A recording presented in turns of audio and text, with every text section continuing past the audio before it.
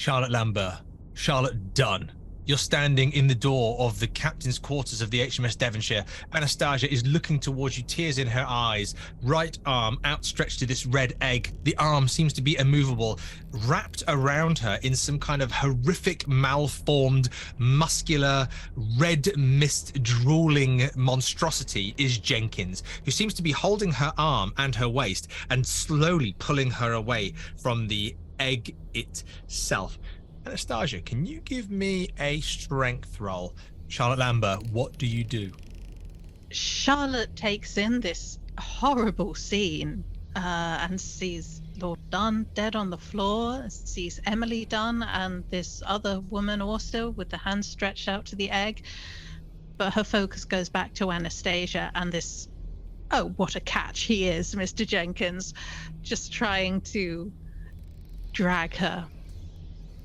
And she looks absolutely furious, but her voice is very polite, deceptively coldly polite. Mr. Jenkins, I do believe any arrangement you believe you have has been broken today. It's a lady's prerogative to break off an engagement, don't you think? No, I did this. I do this to myself.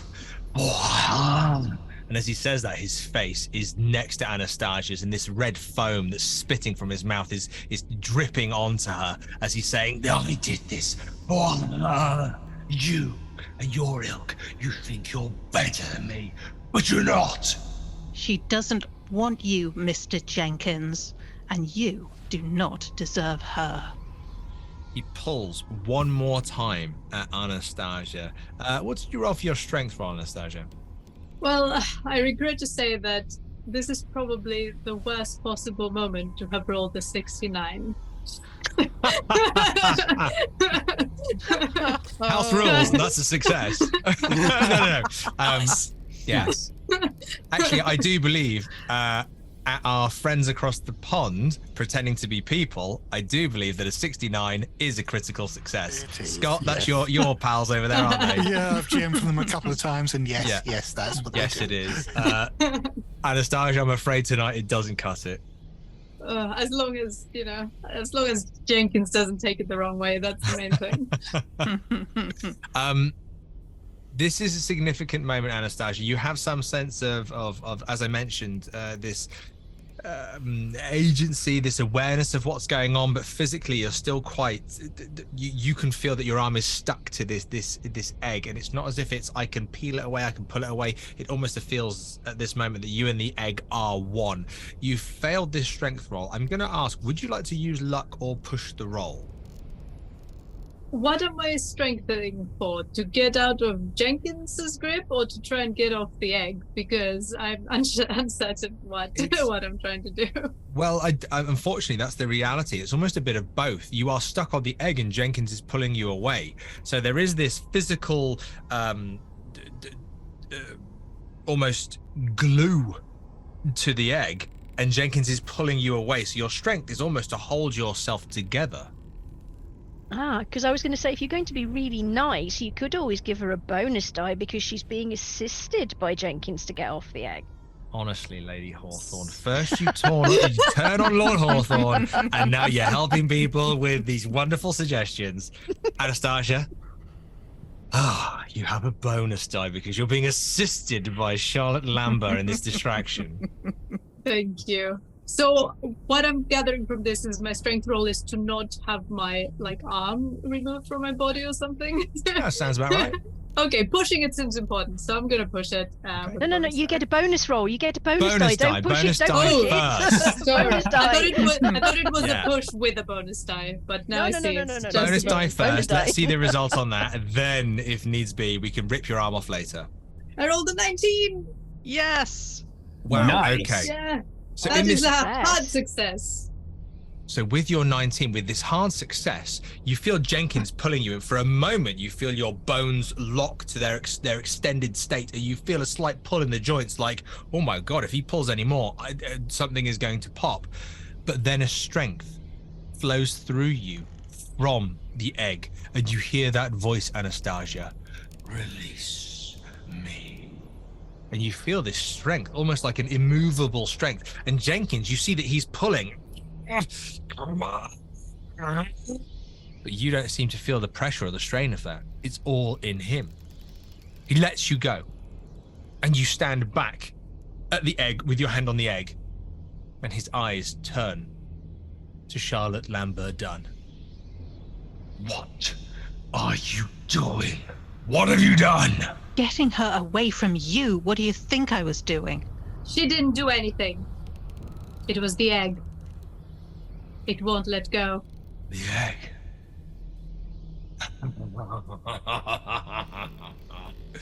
If it won't let go, then perhaps it needs a lesson in humility. Jenkins? Oh dear. Jenkins versus the egg. Oh, Jenkins the clash drives a of hand Titans. into the egg and pulls a handful of this red gelatin pulp from its outside and immediately thrusts it into his own mouth, consuming it, swallowing it as much as he can. And you see this red gelatin slop and flosh off the side of his face, dripping to the floor as he just guzzles it down, almost gagging. He drops to the floor. One hand reaches out, you hear a snapping and a popping, and his hand slams on the ground. Again, the other side. Charlotte Lambert, from this viewpoint, you can see him bent over, one knee down on the floor. His spine almost ripples within his own body, popping and snapping, and it seems to elongate as it does. His arm slams to the floor. You both see that Jenkins is becoming more monster than man. Burrows, you're flying through the air. Just as I always dreamed. Along with your newest and probably closest companion at the moment, Mr. Best Piers friend. Kinnersley of the Kingscombe clothes. Spa. Matching clothes, matching, ownership in terms of your employer. And your employer has tasked you with flying through the air and stopping this revenant woman from attacking him. Can I ask, in this very quick moment, firstly, I think I'm going to ask for a dexterity roll off against Kinnersley to see which one of you is able to act first. Righto. So, well, Burrows has got a 75 over 40. Okay, well that's a shame because Kinnersley rolled a 3. Oh no. So that's Okay. that's rather unfortunate. But what it means is that the two of you, Burrows, you and Kinnersley, you end up landing on the floor at the base of this red mist where this black void is essentially, and looming down upon you. Not necessarily going for you over Kinnersley, but this Emily Prideaux, the rotted corpse or drowned corpse of Emily Prideaux, reaches down and with one hand she slashes at you, one hand she's slashing at Kinnersley, but he seems to be able to stand up first, and he stands up almost kind of holding one of her hands, stopping her from attacking himself. You do notice something though, Burrows. Can I ask you to make me a psychology roll, please? Oh yes, certainly. Well, again, this is one of those rolls where it's not always about the failure, it's about how much you're able to understand. Well, I've got an 85 over 40, so make of that what you will. Okay, you're not able to understand much, unfortunately. But you do get a sense that Kinnersley, and I'm talking a general sense, there's no specifics here. Kinnersley is fighting for, it feels like Kinnersley could have just turned and ran when he stood up. Doesn't feel like Kinnersley is fighting for his own life in this moment. You can't tell what else is going on other than that, Burrows. But Kinnersley essentially takes his moment, getting off the floor, grabbing one of these undead bone, flesh-sodden arms and holding it back, almost pushing Emily Prideaux back towards this red misty void before you. You are at the base of this. What do you do, Burrows? Can I just check how sane I am? Because I hit my indefinite threshold last episode, and I just want to check in about that. Yeah. Let me see what your action is, and we'll see how that is impacted by your, let's say, immediate change in state of mind. Okay. Thank you for reminding me.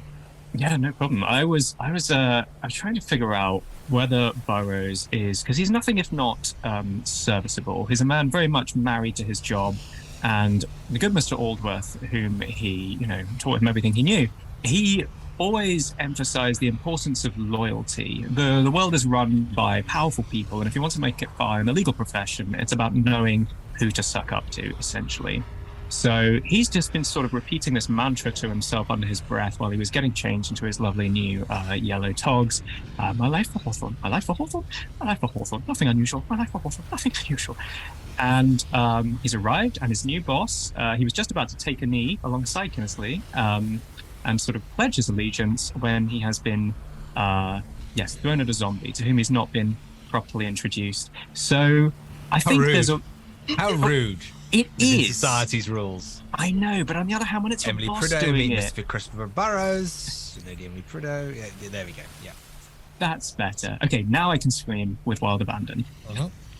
I think there's a war going on within Burrows, but this is all happening so fast. He doesn't have time for the niceties. This is about self-preservation. So, really, yes, he is going to try and dodge that slashing hand. Is it a clawed hand? What's the state of her? Imagine a hand, if you will, Mr. Burrows, where from the middle knuckle down, flesh seems absent, and what you're looking at is just bone, but these bone shards are broken and splintered. So if they were to rake against your skin, they would do some significant damage. You can also recognize that this revenant hand with flesh that is mottled and rotted and sloughing off, that there is this rather unnatural power, almost strength to it. Lovely. Well, for now then, there is no conflict. The instinct of self-preservation and that to serve Hawthorne align perfectly. This has to stop. So I'm going to try to... his fighting stats are terrible, though, aren't they? But yes, he's going to try and grab that hand and pull it forward and use it to try and pull himself up off the ground, much the same as Kinnesley did. Outstanding. You mentioned a dodge roll. You mentioned a sanity roll. I think I'd like to see both of those things, please. Okay. So the dodge is a failure, 36 over a paltry 20. Sanity-wise, I got it right on the nose. That is 32 versus 32. Well, Mr. Christopher Burrows, I have good news and bad news for you. Let's hear it. The good news is that you only lose 2 points of sanity. Oh, lovely. But you have passed your indefinite sanity, you told me? Yes, indeed. I only started with 40. You have now an outrageous obsession with serving Lord Hawthorne. Your life for Hawthorne. You've promised this. You've said these words. These words have kept you alive. Mm-hmm. And you are now ingrained in this mindset. There might possibly be an opportunity at some point, if you were so willing or desperate, to make a power roll, to have a moment of agency away from this immediate mindset. But I'm gonna argue that would have to be at an opportune time. It can't just be at any time. But right now, Mr. Christopher Burrows, I would like you to begin to play your character very much in the employ, mentally, physically, and spiritually, of the almighty Lord Hawthorne. Absolutely. Body and soul, my life for Hawthorne. So say we all. In this moment, you don't dodge. This hand, this bone and hand, reaches and it grabs one of your arms. You feel these boned fingers dig into your arms. You are going to lose 1 hit point, Mr. Burrows. Lovely. And as you do, Kinnesley attacks in the absolute... Now you know. Oh my word. Okay, obviously nobody else can see this, and I don't know how I can tilt my dice tray so you can see this. Oh, this isn't going to go well, because this is an old cigar box. Not that I smoke cigars, it was just a present one day. Oh, no one's going to be able to see this. That's a 001, guys. Yay. Oh my goodness, at the 11th hour. It's the yin to Reverend Prideaux's yang. with his 100 in the last episode. Kinnersley, and you recognize this, Burrows, now, this fanatical obsession with Lord Hawthorne and this protection of Hawthorne, this I'm not protecting my life, I'm protecting Lord Hawthorne. Kinnersley is diving at Emily Prideaux, and with that absolute critical success. I apologize, Lord Cosgrove, but he is essentially rugby tackling Emily Prideaux back into the red mist, into the void, and back into this nowhere land. And as he does, you feel, Cosgrove, Thomas Prideaux coughing and spluttering and coughing, almost as if this connection that you've had is broken. And you see that the mist begins to fold on itself and begins to dissipate and begins to then just roll across the floor. Thomas, as a result, can you give me a constitution roll, please? Yes, sorry, delighted to. That is a resounding failure of an 89 over 50. Well, you've got Lord Cosgrove to thank for a 1d6 into hit point loss in terms of drowning you. That is 3 points of hit gone. So you consume a rather significant amount of water and your lungs are burning and screaming, and you're rather convinced that if you just eat more sand, it will help the situation. Sand and water going in and chanting to Cthulhu coming out. It's a great combination. Sounds like a lovely weekend. Cosgrove, Hawthorne whips his head round to you and says, Cosgrove, baptism has to wait. Get Prideaux in the ship now. Yes, of course. Hawthorne, he lets his eyes roll from Cosgrove, and they land on you, Lady Hawthorne. I'm going to beam with pride at him and go, there you go, my darling. I had every faith in you. I knew you could take care of that witch. Whereas I just did not have the strength or power. Thank you, my love. What role is that, Lynn? I think that's kind of got to be a charm roll, hasn't it? I think so. I think so. Oh, come on. Oh, God. No. That's 94 versus 75. And while I do have that amount of luck, I think this is going to be a far more entertaining way to go out. Okay, well, I'm glad you're on the same page as I am, because Hawthorne is at his wit's end. He walks over to you, Lady Hawthorne, with the charm and the gait that you know of this powerful, commanding man who has pulled this town, Kingscombe Town. He has pulled it from a nothing in nowhere, and he has put it on the map. Royalty visit Kingscombe, and it's because of him. It's because of his actions, because of what he's done. And he is the one that has kept Dunn in line. He is the one that has manipulated the Prideaux over these years. He is the one that has pulled all the strings on everybody here. And you know, as he comes up to you, Lady Hawthorne, Can I have some final last words, please? he puts his hand on your face and he kisses you on the cheek. What are those words, Lady Hawthorne? I stare him straight in the eyes because I know what's coming, and just go, Prideaux comes before a fall, my love. His face drops when you say those words. The words more than any other words that could hurt him. And his hand slips down from your face around your neck as his other hand reaches up to your neck and he begins to squeeze.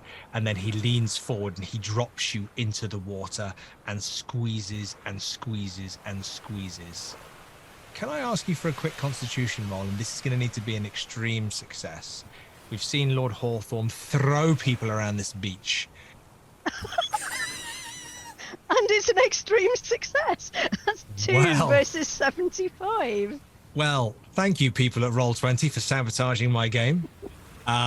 Lady Hawthorne, he squeezes, and he squeezes. And with your extreme success, you wouldn't bloody believe it, Lady Hawthorne, but you hear a voice screaming out from the far end of the beach. But even with your head underwater, you hear it, and it's enough to make your loving husband stop choking you under the water. You hear your son's voice. No! Father! No! His hands away from your neck. You're able to come up to the water. You're able to pull in a breath. My God, Lynn Hardy, you are alive. Hawthorne turns, almost ignoring you, and looks up the beach to Tobias the Fifth. Reverend Prideaux, you've been staked to the side of a boat watching a hell of a lot. What are you doing?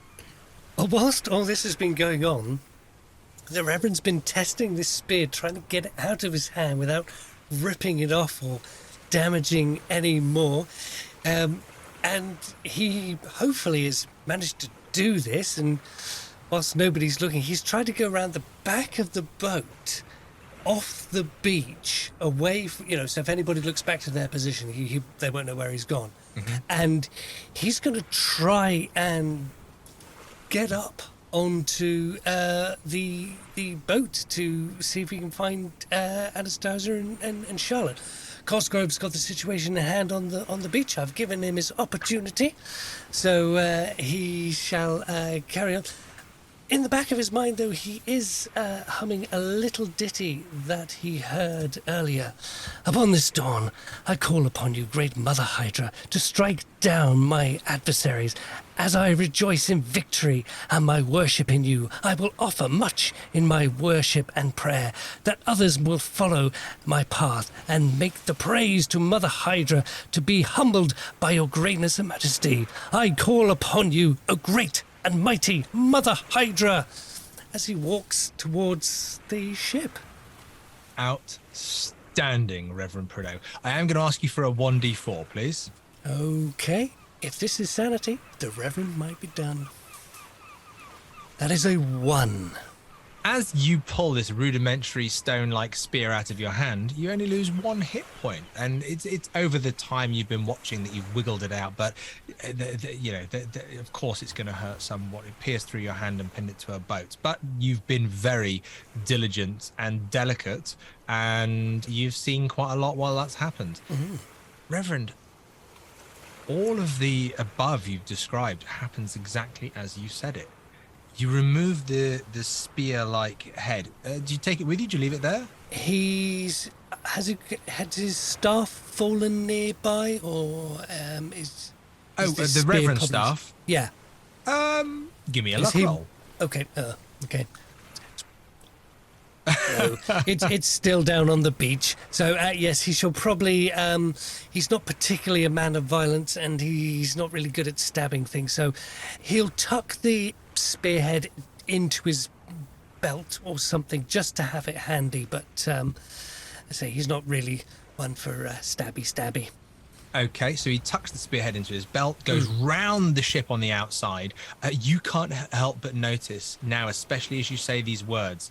The lobotomized deep ones, they seem to be staring off in different directions. You see them twitching. Occasionally one drops to one knee and then gets back up.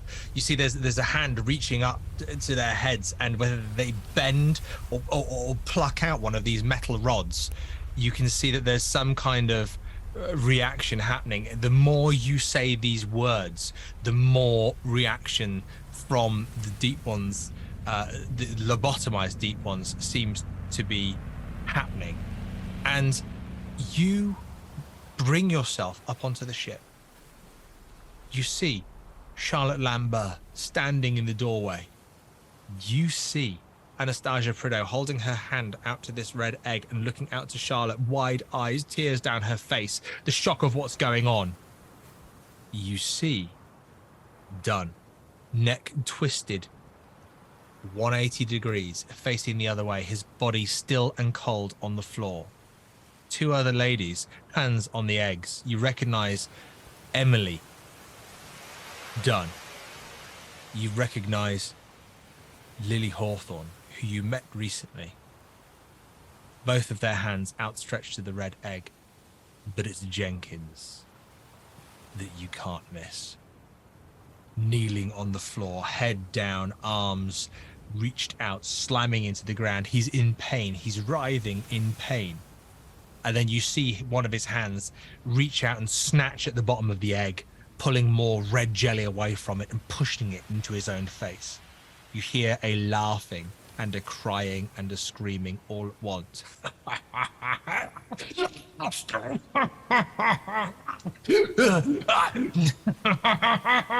There's an intensity that's growing with Jenkins. What do you do, Reverend? Oh, thank goodness, Mr. Jenkins. It's Hawthorne. He's on the beach. He's threatening to kill Anastasia. You must do something. Jenkins. Reverend steps back. Why does everyone want to kill me? Jenkins, you see one arm reach out and then slam on the deck. You see another arm reach out, slam on the deck. You see Jenkins lifts himself from the ground almost as if his arms are so big and elongated. He is like some kind of gorilla in terms of the size that he is. A ginormous gorilla, this muscle-bound mass. The red jelly is affecting him in a way that it hasn't affected other people. Much in this moment, as you surmise, may have happened with Lily Hawthorne and her sight and her physicality, and may have happened to Lord Cosgrove if he had been baptized within the church of the Heart of the Sea. Jenkins rises and turns to you, Reverend Prideaux. Of these games, where is Hawthorne? He's on the beach, good sir. You're our only hope. I'm gonna need everybody to give me a dexterity roll, please. And when I say everybody, I mean everybody who has just survived strangling in the ocean, Lady Hawthorne, everybody who is standing staring at Jenkins, who has turned into this ridiculous physical monstrosity, Thomas, everybody who is eating sand and choking on water, Lord Cosgrove, those who have just been instructed to drag Thomas Prideaux to the boat, and Mr. Burrows, those who have just seen their newest best friend, Kinnersley, take a undead revenant into a different realm. And I'd like everybody to tell me their success when I call upon their name. Lady Hawthorne. Heaven's sake, I've got a dexterity of 20. The chances of succeeding having just done that extreme success on something else were very, very unlikely. So that was a 61 versus 20. That is a fail. Miss Lambert. A hard success of 15 against 60. Excellent. Thomas Prideaux. Thomas may be unstable of mind, but is stable of body with 32 under 50. Lord Cosgrove. Lord Cosgrove is clearly off balance by trying to lift Thomas out of the surf and has got a 76 over 50. Anastasia Prideaux. Well, my hand is stuck on an egg, so I rolled an 87 over 75, which is very annoying. I'll give you a bonus die. For the egg power. Your egg hand power. is a steadying factor. Okay. That is 67 over 75. Success. Superb. Success. And Mr. Burrows. 2 hit points, doing great. Consequently, a horrible failure at 95, one off a fumble. That could have been the end of Burrows again. Right there. Okay, and Reverend Prideaux? That is a failure. 80 versus 45. So what's unique about this moment is that everybody that succeeded, you feel the ground, the boat, the sand, the beach, the world crack and rock. You feel it as you hear it, and it brings a reality check to you. It brings a moment of clarity as you succeed on this moment where the world beneath your feet breaks. Thomas Prideaux, I'm going to ask you for a power roll and see if this moment of clarity has any impact on your ability, and I'm going to need a hard success on this. Can I just be reminded, if your skill is under 50, do you fumble on 95? No, it's a 96. In that case, it's a regular failure, one off a fumble. Wow. Okay. Okay, so unfortunately, Thomas, you there is this crack, there is this ground, there is this movement. You feel the ocean move, but you are unable to snatch a moment of sanity and reality. For everyone else in that moment who succeeded, you are sharp. You know. Oh God. Something unholy. Something enormous is here. For those of you who failed, the ground moves beneath you feet. It rocks, it switches, you lose your footing, you drop to the ground, you fall underwater, you slam on the deck of a boat, your face goes into sand. Whatever it is, the panic of the moment before you is too much to realize the meaning of this moment, to realize that the seeds that Thomas Prideaux has sown via Lord Cosgrove and his own father, Adam Prideaux, forcing him to make this call to Cthulhu. This is a reckoning, but you're too busy with your own survival to realize the imminent doom that is before you. I would like you each to play the next few moments with the knowledge either that you are aware of what's going on or that you are not aware of what's going on. Cosgrove. The moment Hawthorne says, "Get Thomas Prideaux, bring him up on the boat now," and he runs and jumps up onto the side of the boat, what do you do? Well, I suppose Cosgrove isn't a complete monster, so he is going to at least try to drag Thomas out of the surf. Very generous of him. After he's dragged him out of the surf, is there an intention to take him up onto the boat, or? Oh, God, no. No, I think at this stage, Cosgrove has worked out that all the pieces are in play, and either the right kind of chaos will result, or it will all go catastrophically wrong. And either way, he doesn't need to be here for that. So his plan is just to leave. Excellent. May I ask, Cosgrove, 2 questions, of which you might like to answer now, or you might like to ruminate on, depending on the immediacy of the situation. Cosgrove, firstly, I'm going to ask whether you take a certain insane Lord Prideaux with you. And secondly, I'm going to ask you where you intend to go, which you might not want to inform me of yet, and that is absolutely fine. But I'd like to ask you to think on those things. Can I ask you for an answer on whether you take Thomas Prideaux with you? Oh, absolutely not. He's just going to slow me down. Excellent. So, Cosgrove, paint me a picture. You pull Thomas out of the water. Describe to me what happens in that moment. Yes, seeing Thomas half drowned and gasping for air, he just deposits him on the shoreline just above where the surf is lapping, and then brushing off some of the sand from his suit and looking around at the chaos and the blood and the shouting and so on that seems to be coming from the ship. Cosgrove just turns and starts walking towards the town.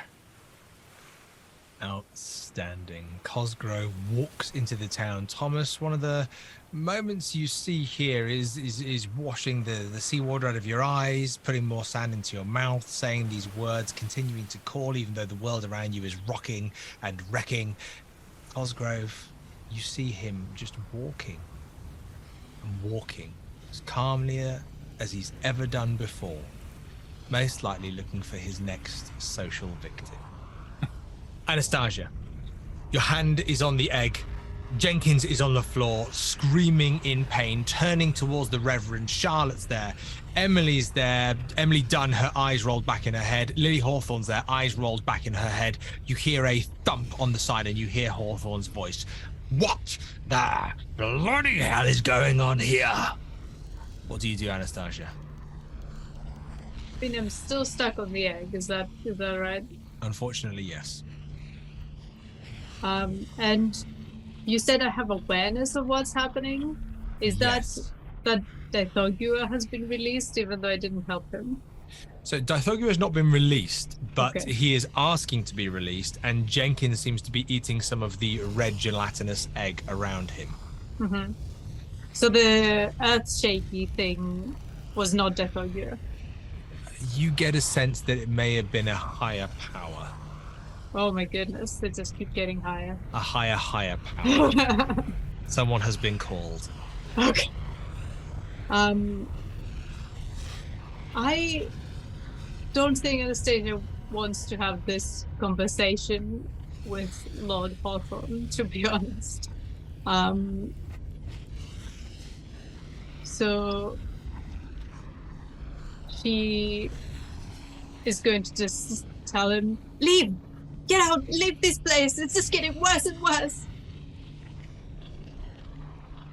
And who are you saying that to? I guess Lord Hawthorne, but also everyone else. Just get out. Nice. Okay. Who reacts to that? Charlotte, Reverend, Jenkins is in there. The other two ladies with their hands on their eyes are rolled back in their heads. Charlotte, Reverend, do you react to that in any way? Charlotte, being a folklorist, I think recognizes that with the hands being stuck on the egg, and there's three of them, three maidens. I mean, that's just something classic from folklore, isn't it? Maybe if one of them is not where she should be, maybe this ritual, whatever it is, won't take place. So I think Charlotte looks around to see if there's any kind of sharp object that she could use to kind of not cut exactly, but almost lever Anastasia's hand off, kind of like scrape it, almost like get in between the egg and her skin. Okay, firstly, give me a luck roll to see if you can find something sharp. Okay. Reverend, give me a spot hidden. Failure from the Reverend on his spot hidden. 92 versus 43, sorry. Reverend, you're trying to look around to see what's going on, but you can't quite work out what Charlotte's intentions are. Charlotte, you see that the Reverend is pocketed some kind of sharp spear-like head. Please, I have seen your roll, but just announce for everybody what it is. I have an extreme success of An 5 against extreme- 57. Extreme success. So you literally look at the Reverend, and rather than seeing him, you see this rudimentary spearhead and almost lights beam in your eyes. That is what I need, and you are able to take it from him. Well, Reverend, please tell me, is she able to take it from you? Oh, absolutely. The Reverend probably has his back turned to Charlotte as he's trying to whisper into Lily's ear. Well, as you're trying to whisper into Lily's ear, you have Lord Hawthorne landing on the deck just outside of the captain's quarters where you all are.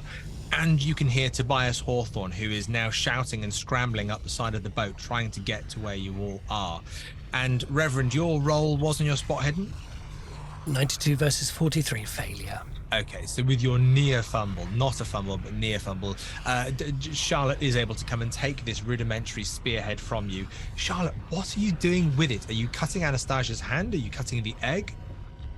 She's trying not to cut the hand. She's trying to sort of slide it in between the hand and the egg if she possibly can, but she'll try and angle it down, almost like when you're trying to take the skin off a fillet of fish and you kind of slide the knife between the skin and the flesh, and you kind of saw gently, trying not to get any of the fish on the blade of the knife, just the skin.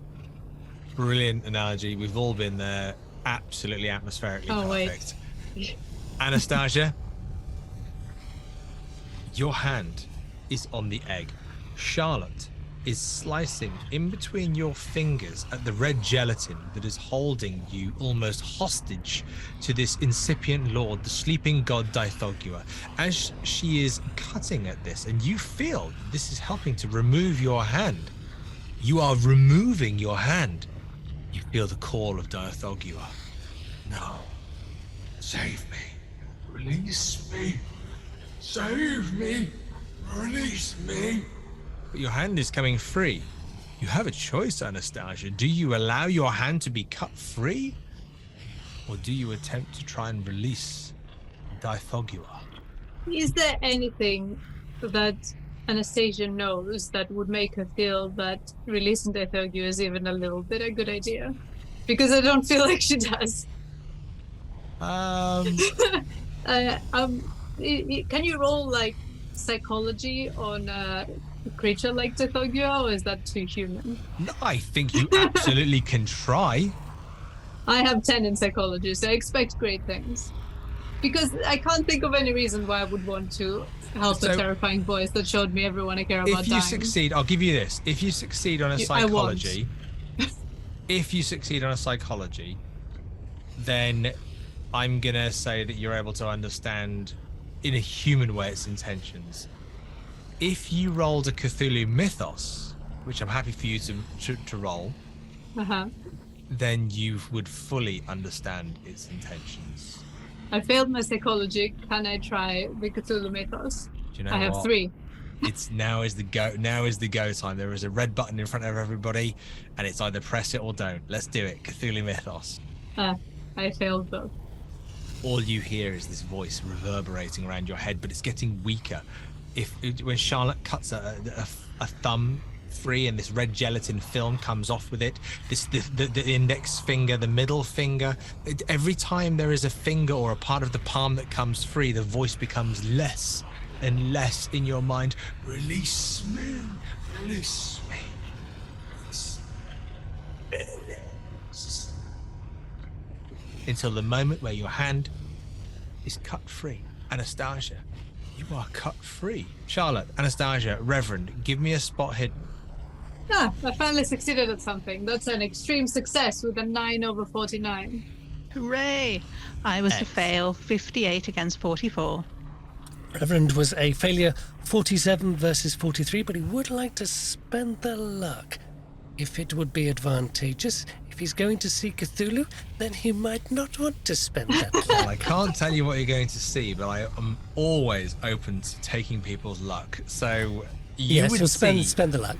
Excellent. So Charlotte, having cut Anastasia's hand away, cutting the red gelatin away, the hand peeling away, you're distracted because you've been the one incising this gelatinous flesh. Anastasia, you step back, and as you do, you can't help but look at Emily Dunn and Lily Hawthorne. Reverend, you're about to whisper into Lily Hawthorne's ear. You can't help but see that when Anastasia's hand is removed, Emily Dunn's and Lily Hawthorne's hand is sucked into the red flesh up to the elbow. With Anastasia's reluctance, it appears others are needed more. At which point, Anastasia, you all hear this, but Anastasia is the one to peak this moment of listening. You hear Tobias V. Father! You can't do this. You have to stop. This isn't right. Reverend, you were whispering into Lily Hawthorne's ear, were you not? He was, yes. What was he saying? The Reverend will bend down to Lily and whisper gently in her ear, Lily, we've made it to the ship, and we're not entirely sure how to proceed now. If there's any help you can give us, now is the time, or we'll have to leave you behind. Lily, before you respond to the Reverend, I'm going to ask you for a power roll. That's 44. So, bit of calculation. That's regular success. You are able, if you wanted to influence this red gelatinous egg. You now see before you, in this void, in this emptiness, everything else is absence. There is no world. All there is the voice of the Reverend Prideaux who whispers in your ear. But your hand is not just on the egg, it is now in the egg. You are now touching the slumbering Lord, the incipient god Dythogua. Your hand is on its shoulder.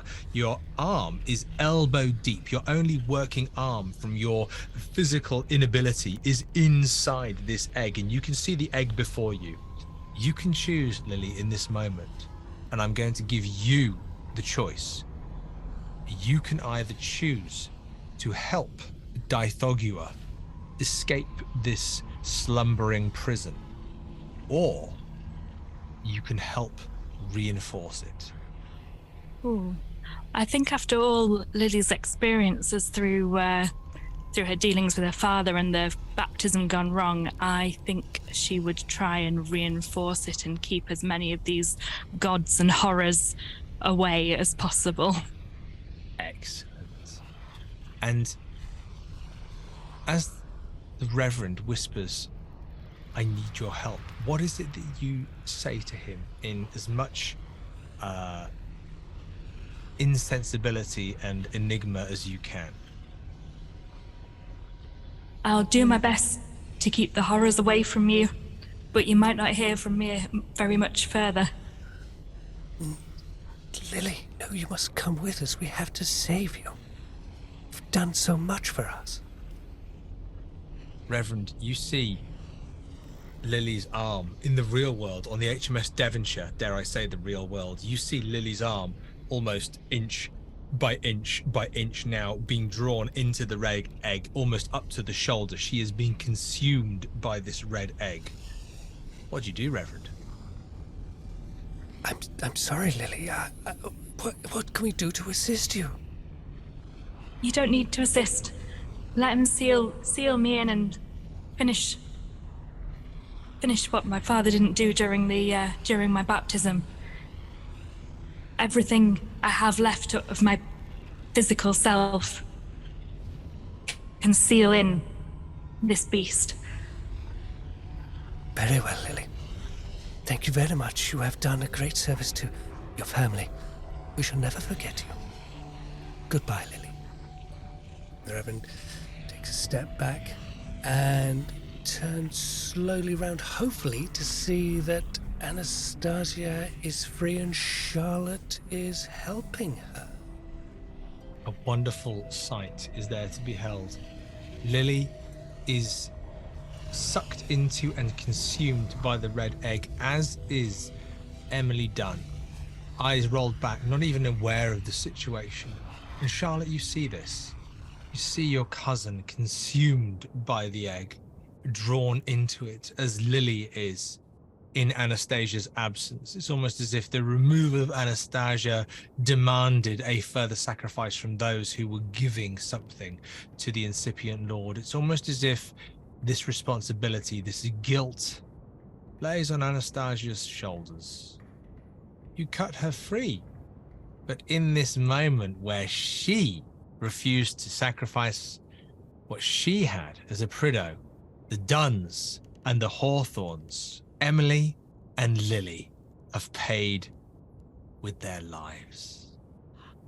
I was not expecting to be blaming Anastasia. I think Charlotte was going to be horrified at herself for a moment, but maybe not. Maybe the balance of her mind is disturbed at this point.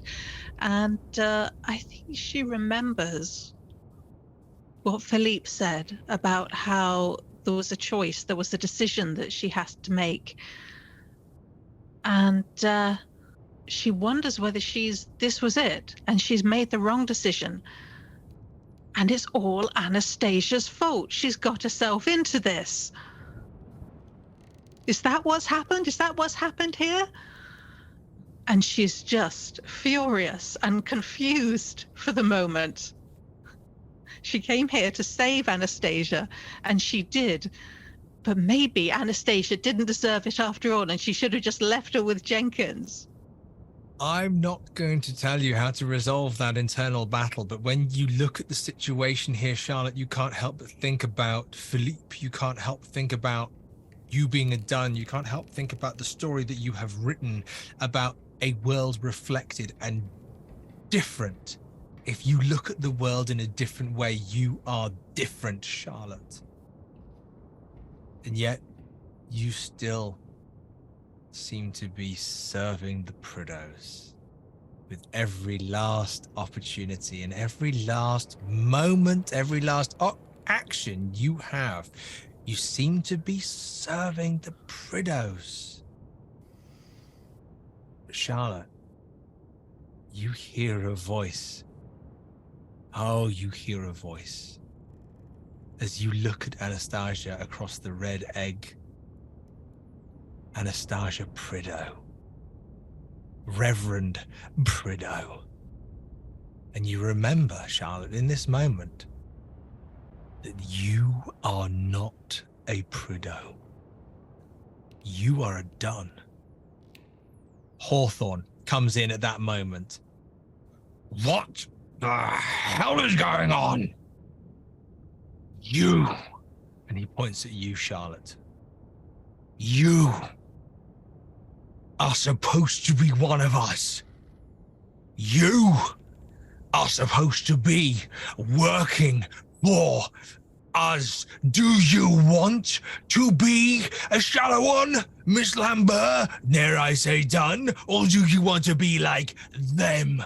Do you want to be traitors? Do you want to be like him? And he points at Reverend Prideaux. Do you want to be one who sins against the next great god, Miss Charlotte? I suggest you make a choice and you make it now. It's almost as though two doors are opening in front of Charlotte in her mind, and she sees two different lives that she could be living from this moment on. And through one door, she sees a life with the Prideaux, and she thinks, what awaits her? Will she always be this black sheep of the family? Will she always be this faintly scandalous woman? What happens when Anastasia gets married and has children? Well, I mean, Prideaux Manor will go to her husband. It won't be Anastasia's. Anastasia will have no power whatsoever. Is Charlotte going to be reduced to some nursemaid in a back bedroom somewhere? But through the other door, she sees a life here in Kingscombe with Philippe again. That's what he promised, isn't it? That he could be resurrected? And she sees the power and the wealth and the influence and the chance for freedom, the chance to actually be somebody who matters, the chance to be valued for something more than the rest of the world is ever going to allow her to be valued, the chance to work on her writing, the chance to be free. And that's really all she ever wanted, isn't it? That's why she ran away with Philippe. She wanted to be free more than anything she was going to be offered here. For a moment, her hand tightens on this blade that she's holding, and she looks at Anastasia. And she looks at her for a very long moment. And then she throws the blade away to one side and just says, go. Just, George, just take her and go. But I'm not coming with you. My place is here. Charlotte, why? They're bad people. You know why, Anastasia. I'm not one of you. I'm one of them. I think I always was. I don't understand why you say that, but if that's how you feel. And she turns around and starts to walk away. As you start to walk away, Anastasia, Hawthorne steps around the egg to Charlotte and grabs her by the scruff of her neck. You are one of us, and like the rest of us, you will pay the price that we are all paying. Charlotte, I'm going to ask for a contested strength roll, please. You're going to need to roll well. Oh dear. I've only got 40 in strength. Bye-bye, Charlotte. No, not bye-bye, Charlotte. That was a hard success, a 14 against 40. Okay. Very not bye-bye, Charlotte. How much luck have you got? Spend it all for an extreme. I was going to say, we're kind of close to it. If you wanted to spend luck to make it an extreme, you could, if you wanted to. It sounds like I need to, so yes, I think I shall. Yes. Okay, how many points do you need for an extreme? I need, if I just do some very quick mental maths, I need 9 points of luck, and I have plenty. I have 57 luck. So what's going to happen is, with an extreme success, is Hawthorne grabs the scruff of your neck and he starts pushing you towards the red egg as if he wants to force you into it to be absorbed. Another member of the three families absorbed by the egg only gives it more power, and he is pushing you, Charlotte Lambert Dunn, towards this egg. And as he does, you wriggle out of his bloody hands and you slip out of it. And as you do, he leans forward and it's his hand that hits the egg and his hand that hits and goes over to his wrist deep in the egg. No, it's outrageous. At which point, a large shadow stands in the room. Oh, it's about time you got your comeuppance. Charlotte, you're free of this situation. Anastasia, Reverend, you are also free of this situation. You see that Jenkins is standing and turning towards Hawthorne. Hawthorne's arm is now reached up to the elbow inside the red egg. What is it that the three of you do? Tobias is on the far end of the boat. Anastasia, please, come. We've got to go now. We've got to go. Reverend George ushers Anastasia out of the boat, and he'll desperately look at Charlotte and say, Charlotte, please, this isn't where your story ends. Come with us, as he is ushering towards Tobias. Anastasia breaks free and runs back to Charlotte. She grabs both of her hands. Charlotte has thrown the spear on the floor, so it's easier now, and looks at her in the eyes. And she says, Charlotte, to me, you've been nothing less than a sister. Always. Oh, Anastasia, I'm sorry. There's no place for me there. But you go. You go and you be with Tobias and you be happy. For me. You promised me that. He tried to hurt you. He tried to hurt you. Is that family? It's all right. It's all right, Anastasia. As Charlotte says, it's all right, Anastasia, can Charlotte, Anastasia, Mr. Burrows, and Reverend Prideaux give me a dexterity roll, please? Lord Cosgrove and Lady Hawthorne, I have not forgotten about you, but we will return. That is a hard success for the Reverend, a 14 versus 45. You keep your feet on the wreck of the HMS Devonshire as it racks, but you recognize Reverend Prideaux. Something is coming. Mother Hydra must be here. We have to get away as quickly as we can. Sure, that's what's happening. Yes. Mr. Burrows. Oh, I'm not about to break my incredible streak of failures now. That's a 49 over 40.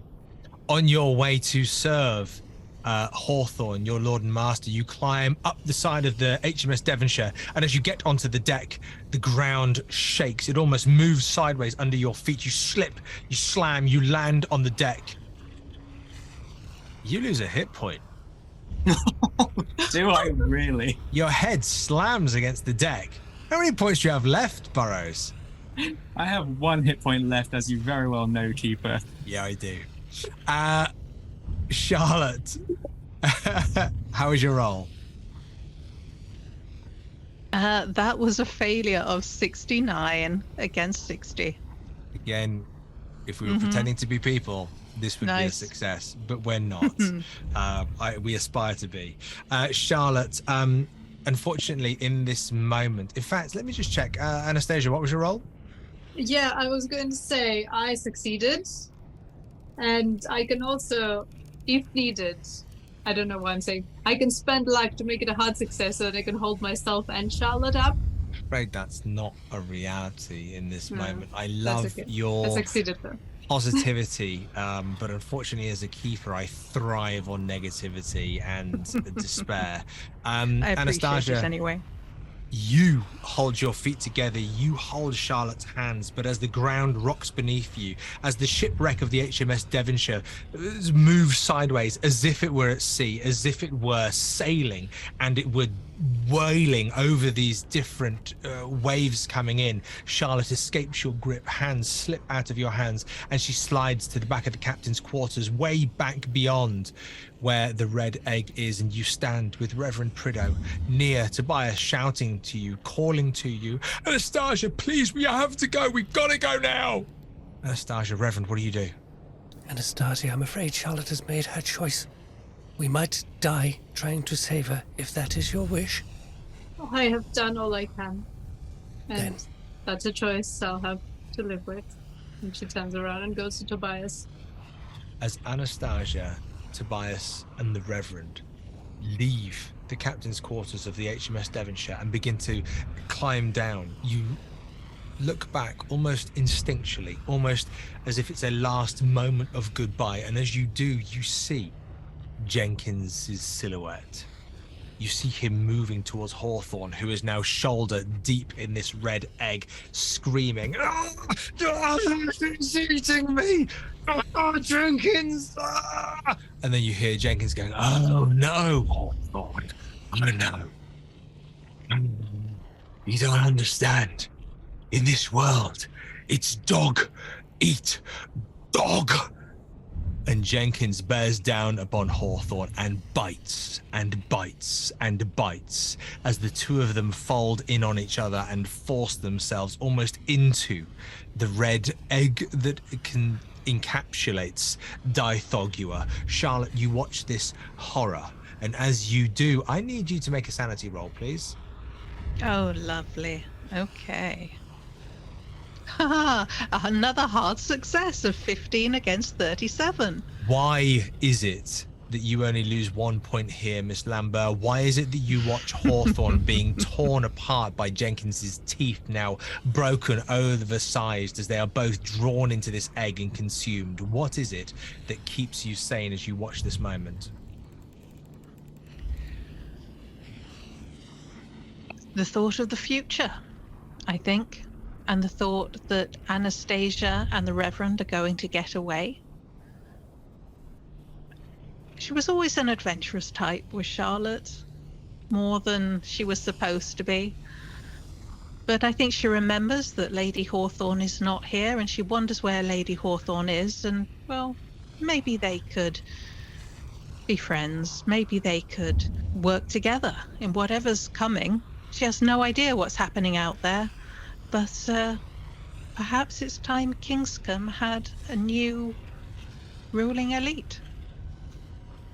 As you have these, I think what it's fair to say, incredibly deluded thoughts, you Definitely. feel the arms, the comforting arms of Philippe wrapping around you, almost as if he's kneeling behind you. He rests your head on his shoulder.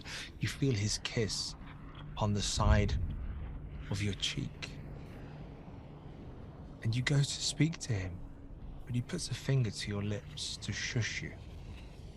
And he just turns your head to look at Hawthorne, having his throat bitten out by Jenkins as arterial spray paints the walls of the captain's quarters. And he looks at it with the absolute love and adoration that you would a newborn child. And he just kisses your face and gives you the comfort that you once gave him as he died a very slow and painful death many years ago. Anastasia, Reverend, you are climbing down the side of the HMS Devonshire. You jump down to the sand. You are with Tobias. Tobias is, we've got to go now. We've got to get out of the town as quick as we Thomas. can. Go. Let us not haste. Get Miss Anastasia to safety. I have to get to the church to warn the people. Church? What you mean? No, we've got to get out of the town now. If what's coming is coming, we've got to get out of here. Anastasia, Tobias grabs your hand. We must go. Uncle, we can't. We can't risk it. Everyone's lost. It's all lost. Oh, Mr. Anastasia, I've followed you this far. I shall get you to safety as well, then. Lead on. You seem to know what you're doing. I'm going to need the both of you to give me a dexterity roll. Lord Cosgrave, I'm going to need a moment with you in a second. Lady Hawthorne and Thomas Prideaux, I'm going to ask what you're doing, because Lady Hawthorne, you were drowned essentially on the beach, but it appears that you survived out of some miraculous moment. Let's say it's the god of dice that saved your life in this moment, shall we? But you're not dead. And Thomas, you are not dead. I mean, you are absolutely insane, but you're not dead. What do you both do? Well, let's face it, Lady Clara is a survivor. She's seriously upset her husband. She's not going to survive another encounter with him. So she's just basically going to do the sensible thing and get out of Regency Dodge, basically. And so she's just going to go. She's not going to look back. Tobias will be able to take care of himself. And if not, she'll mourn him. But yeah, she's just going. Perfect. I'm going to leave that on a slight hook because I really like that, and I'd like to see us come back to that in a moment. Thomas Prideaux, I'm going to ask you for a power roll, I think, and we're going to need a hard success. Otherwise, I'm afraid you still belong to me. That is a 6 under 45, which is an extreme success. Yes! There is a moment of agency, the panic of everything happening, the world falling around you.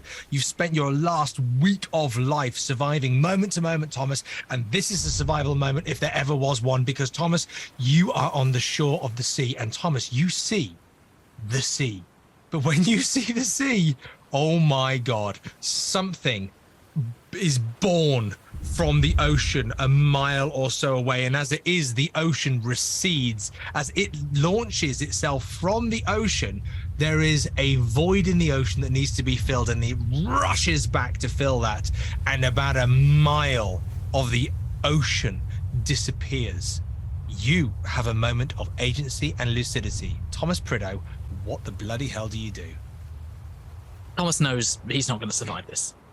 Thomas can feel that his mind is shattered, and this is the last strand of sense. But there's one thing that he has been planning since the ride to Kingscombe. In his now tattered waistcoat pocket is a letter, folded up, which he wrote in a carriage after seeing certain letters that had been sent to his sister. Thomas unfurls the letter, and it is a challenge to Jenkins before any of this madness had happened. And Thomas, in his half-drowned state, has probably seen Jenkins walk towards the ship. And pulling the horse pistol from the back of his trousers, where it has been for the past day, he strides towards the ship, single-minded.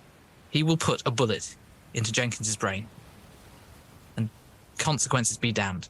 There's no way he's getting out of this otherwise. But if he can at least maintain the family honor, he will die happy that the honor of the Prideaux has been maintained. He strides with purpose, probably pushing past Anastasia and the Reverend as they move out of the ship, ignoring their pleas. He walks up to where Hawthorne is being sucked into the egg, where Jenkins is biting. He places the barrel of the pistol. He places the barrel of the pistol on Jenkins's temples and says, "Sir, I do not give your consent to marry my sister." And he pulls the trigger. At which point, Jenkins's brains are sprayed across Hawthorne's face, and he falls a dead weight against Hawthorne, even more pressure pushing Hawthorne's body and Jenkins's body into this red egg, the pressure pushing them in. Thomas, it's at this moment that Burrows is standing right behind you.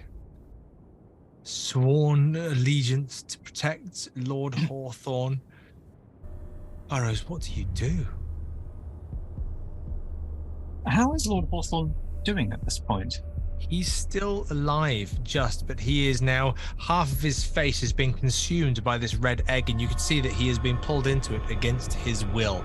And Thomas seems to be the number one factor to, from what you can tell, to Lord Hawthorne's inability to escape this situation. Thomas is the problem. Oh, goodness. Yes, Thomas is the problem. Right. Well, in that case, am I coming up behind Thomas as I enter, or in front of him? You are indeed. Isn't that just dandy? With one hit point and a distracted Thomas Prideaux, what do you do, Mr. Burrows? Absolutely. Well, he just takes in the scene at a glance. The smoking pistol, Jenkins lying there, Hawthorne half in this egg, and he shrieks, "Nothing unusual!" and launches himself at Thomas's neck. And he's just going to feebly try and bring him down, as if this is going to help somehow. What is it you're doing with the neck? Is it are you biting? Are you doing a Jenkins or? Yeah, you know what? Like grasping, biting. That seems like the weak point. If I can topple him, like a very small dog trying to bring down a deer.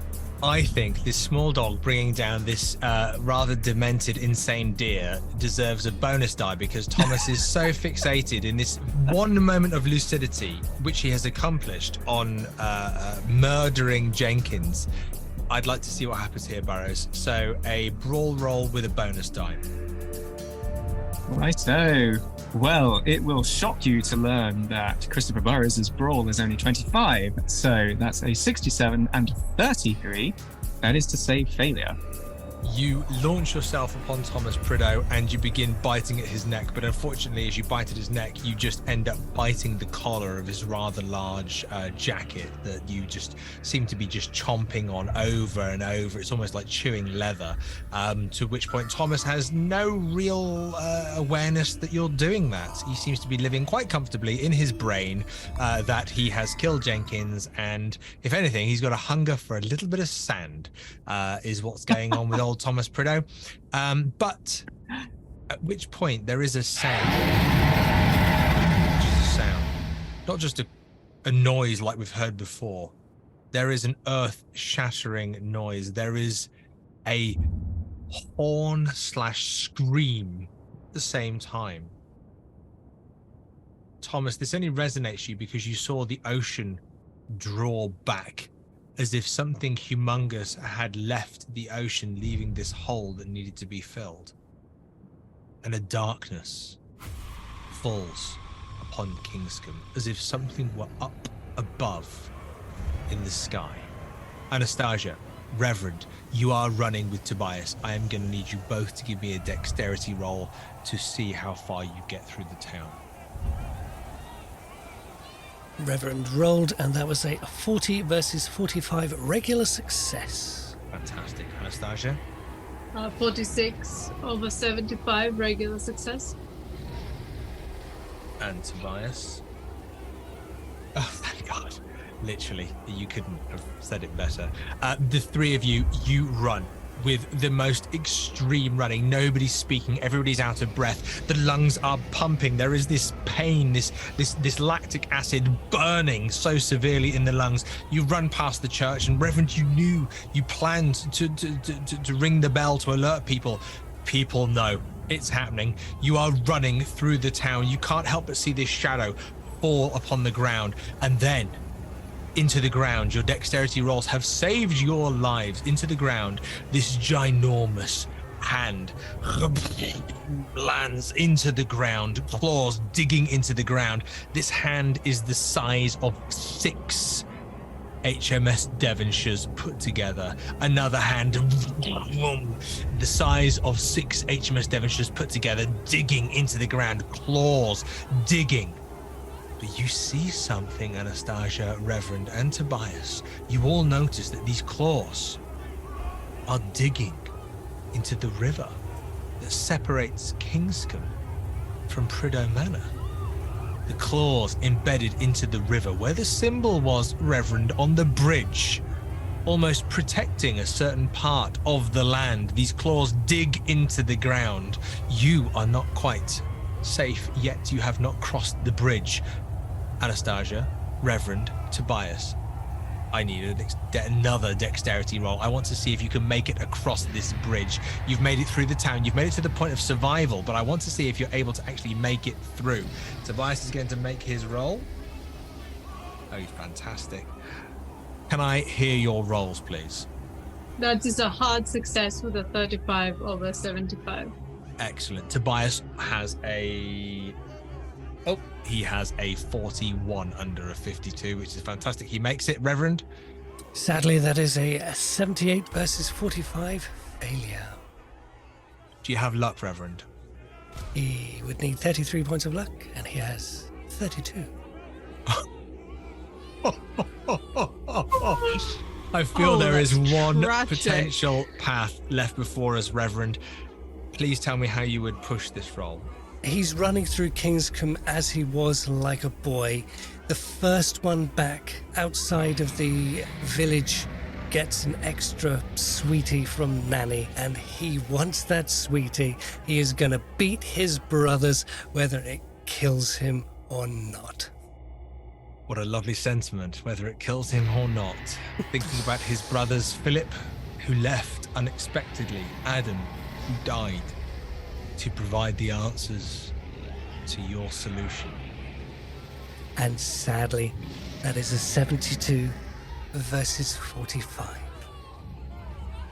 Reverend, could you describe your last few moments as you see Anastasia and Tobias hand in hand running across the bridge as these ginormous hands pierce their way into the river, into the bridge, into the ground, and begin tearing that ground away, extending the width of the river, almost pulling the land of Kingscombe back into the ocean?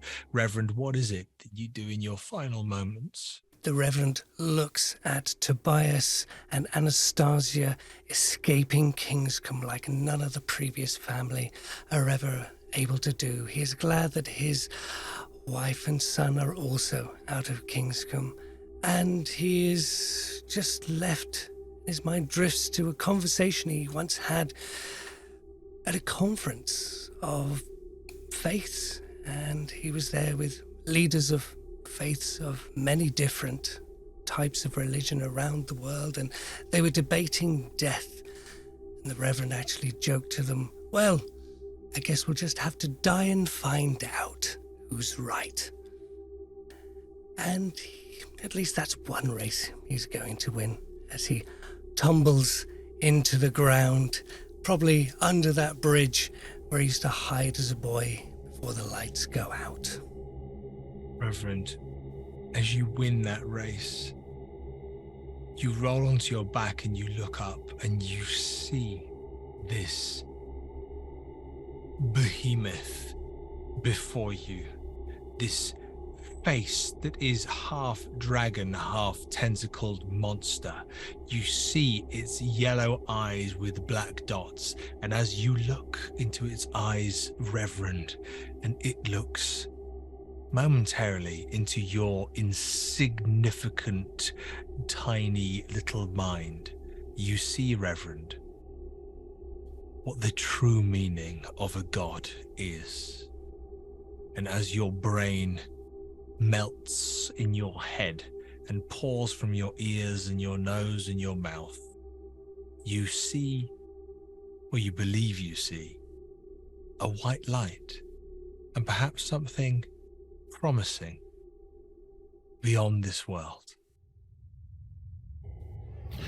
Anastasia, you run across the bridge that your uncle played under as a child, that your father played under as a child. You make it across with Tobias. You land on the ground on the other side. He rolls over you and covers your head, hiding his own with yours, so you don't have to see this horrific monstrosity and the screams and the noise that is like this horn and scream and tearing of the world all sounded at once. And everything seems to go dark for a moment. The ground shakes so significantly. It's indescribable. Except to say that moments later, you need to give me a spot hidden. Okay.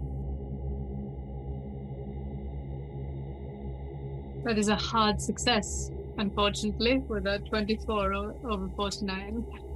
You look back, looking for your uncle, who saved you. He pulled you with Tobias from the HMS Devonshire.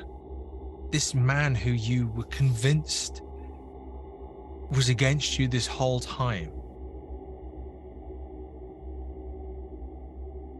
You find yourself looking back at Kingscombe. It's gone. The ocean has washed in the absence of whatever insanity had been there. The ocean line now rolls up to where the river once was. Prideaux Manor, now overlooking the ocean. The entirety of Kingscombe is gone. It has been reclaimed. It has been, as your brother once said in a moment of sanity, after reading a book called The Waves of Madness, that it has been called back to the depths.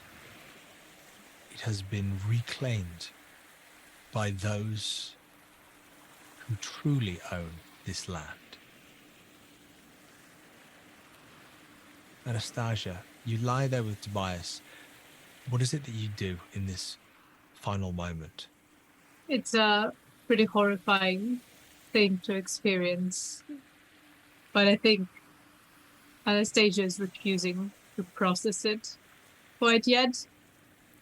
She has never been held by a man before, and she is 19, so I think she has a lot on her mind.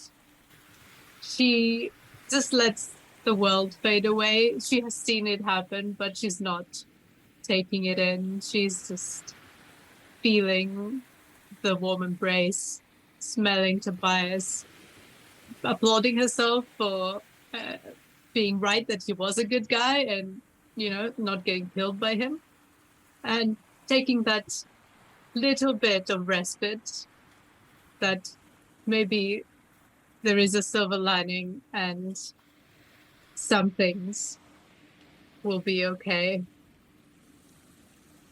I like that there's a silver lining and that some things will be okay. And in your spot hidden, with your hard success on a 24 over 49, you can't help but notice towards the back of Prideaux Manor on some roughshod road, you see one of the Prideaux Manor carriages rolling off. It's almost as if you see someone taking a step up into the carriage, holding a hand of someone inside being pulled into it, as if two individuals seem to be making a rather significant exit from such a situation.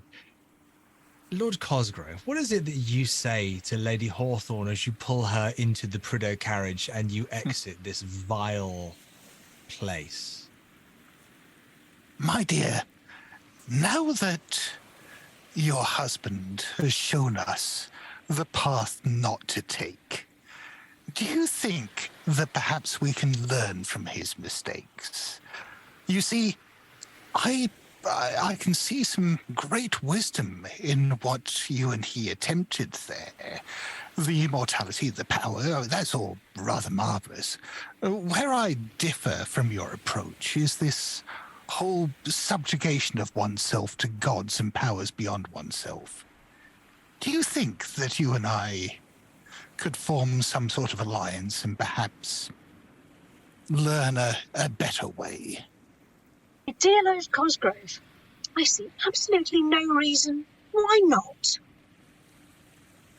The carriage rolls away into the distance, and Anastasia stands, now hand in hand with Tobias, looking back at the ocean of where Kingscombe used to be, turning forward to the future and Prideaux Manor that sits before them, and perhaps the future that the families Hawthorne and Prideaux might have together.